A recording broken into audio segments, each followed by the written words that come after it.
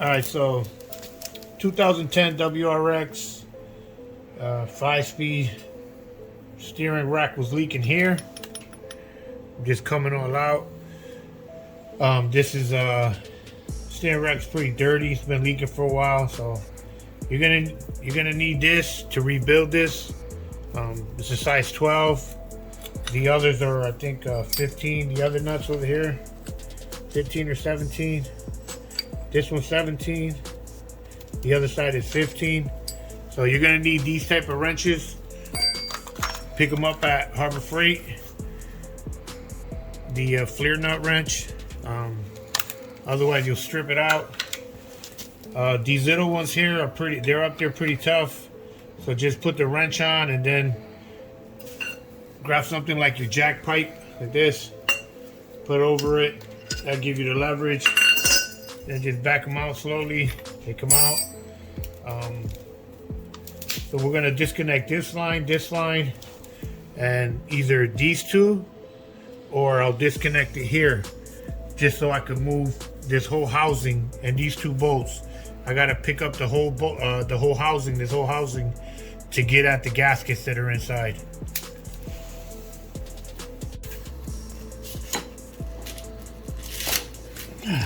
Did you break it? I don't know.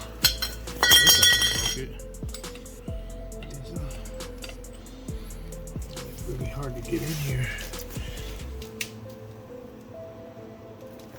Use the pipe. Oh, there it goes.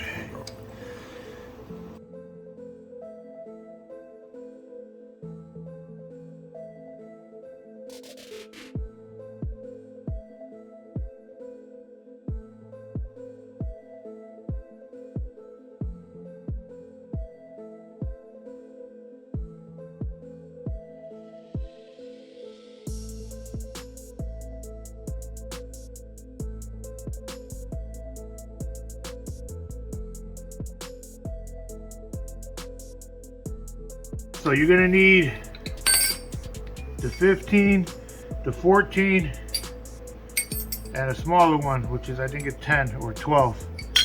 They're all different sizes. These two are the same. This one's different. This one's a 14, and then this one's a, I think it's a 15 or a 16. No, that was 17. It's a 17 nut. Now, when you break them, make sure you use a pipe to get leverage, because they are up here pretty tight, and you can see there's they put some sort of pipe, thread pipe, threading compound in there somehow. Not sure which one they used, but we're gonna need to get some of that.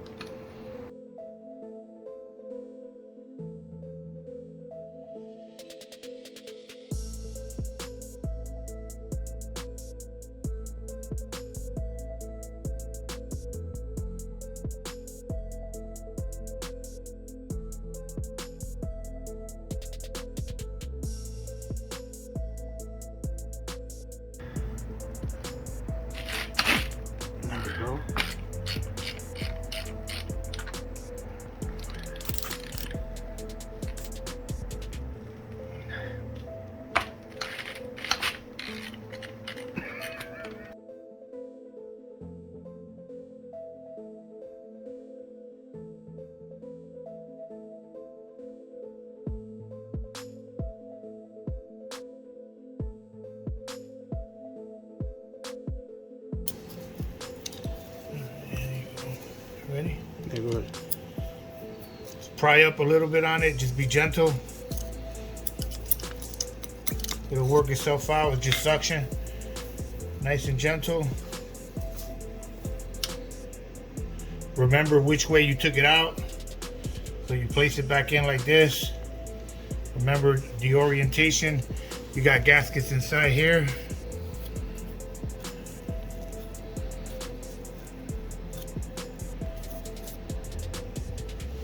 That's the one we need to get at. It's in there.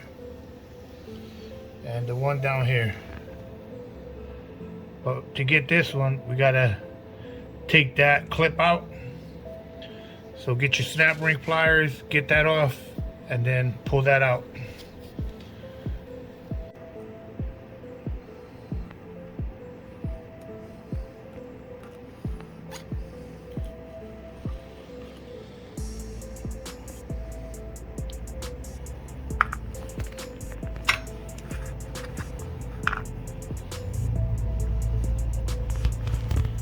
And this should slide up.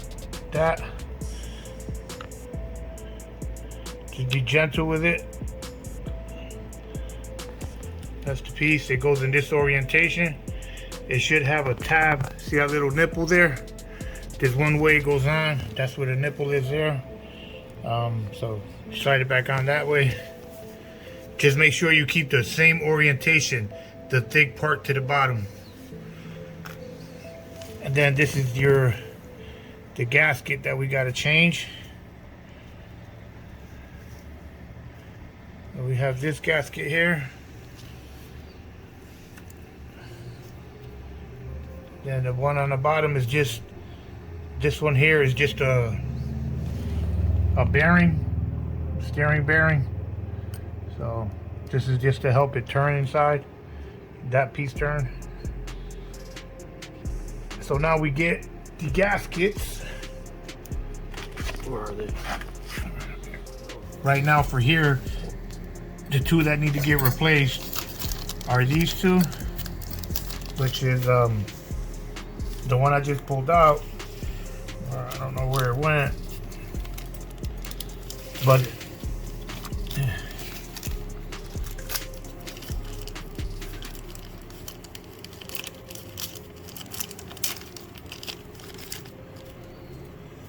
so this one, you match it up with this, make sure it's the same size, same everything.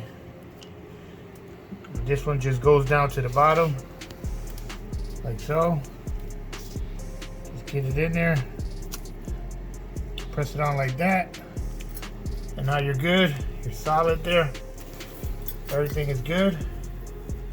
With that, it's a nice firm plant. And now you got to get the one that's in here out.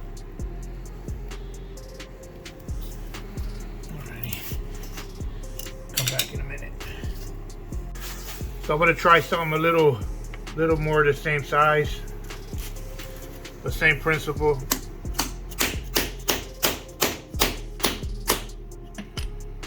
Pound it out.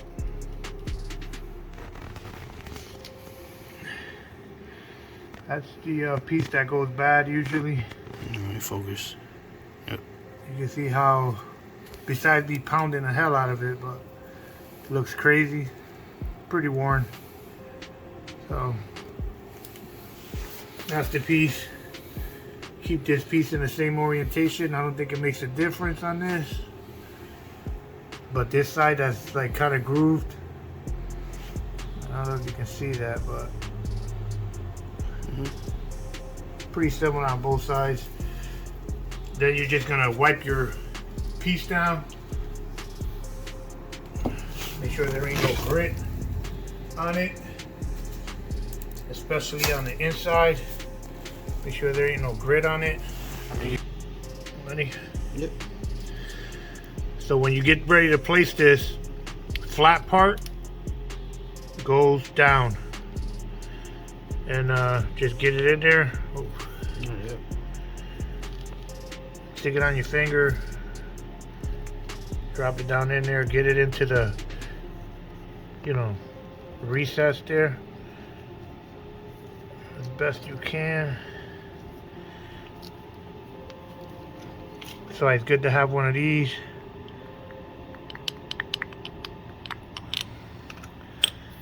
It's critical you lay it in there properly.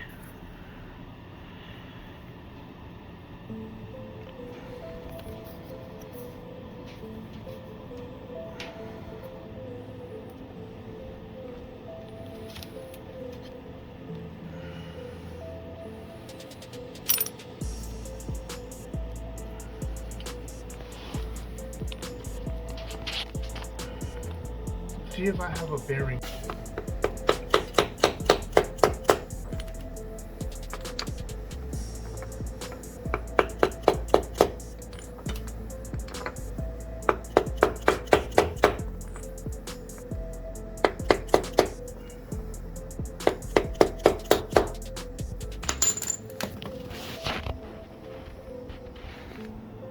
I gotta seat it more on this side. This side is seated.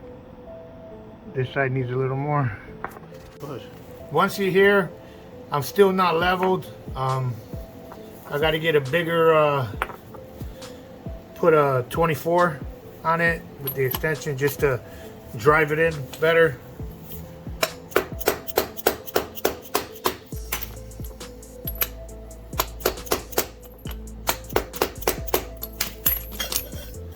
Now it's that, you can see it, it's seated pretty good there. I'll give it a couple more taps just to make sure I'm good, and then that's it. So once that's all tapped in, grab your piece, place it back on this.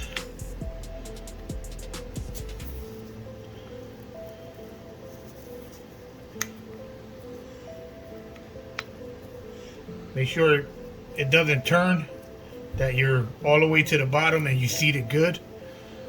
And then replace your clip. Goes here. And that's pretty much it. Bring this back down to where it goes.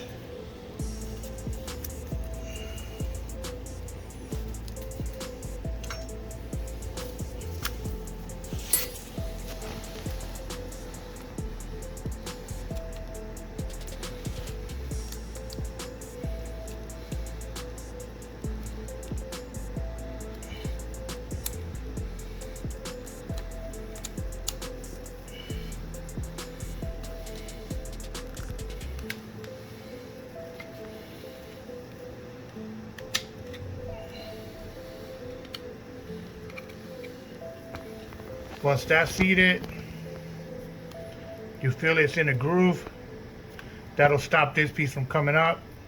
As long as it's in a groove, you're good.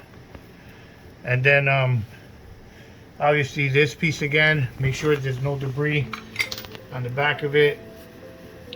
Make sure you get a good seal.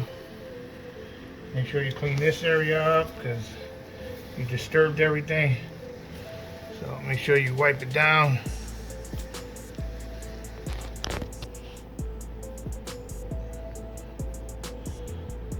Then again, you remember it's oriented like this, so you want to get it to go over it.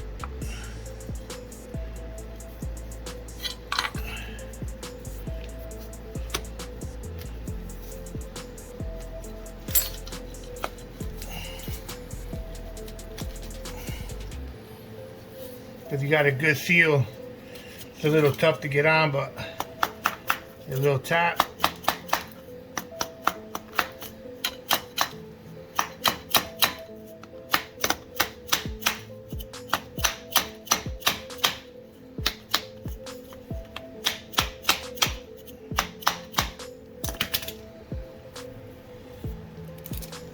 Now that's in. Get your bolt and get your bolt on. Make sure you push them all the way on.